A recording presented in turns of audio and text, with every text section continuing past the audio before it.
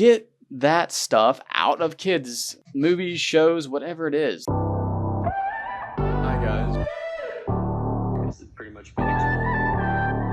Jonathon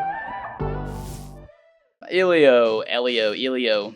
So I went and saw this movie, and it was an okay movie. It wasn't terrible. My 7-year-old said it wasn't that great, so I guess that should tell you it's not a great kids movie. But anyways, there was a scene from this movie that was a little odd. So at some point, he goes up into space, and he has this little AI creature thing that it translates for him. It can do pretty much anything for his body. It can put a little bubble around his body so he can breathe. It can do pretty much anything for him. He uses it to put himself into this outfit that he wants that feels right.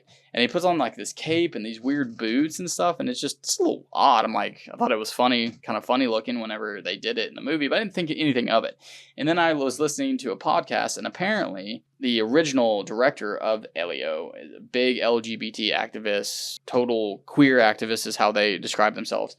And they actually got kicked off and got terminated, and someone else had to step in and finish the movie, and they cut almost all the scenes that they originally had in the movie, because there's several scenes were in the original cut of the movie that actually showed that he was a queer. Elio was a queer identifying, 8-year-old, 10, he's 8 or 10 in the movie, I think. And they showed it to audiences who were just, apparently they didn't like it, the test audiences, and people had to come in and they had to fire the queer activist director and completely change up the movie, and it's still completely bombed apparently.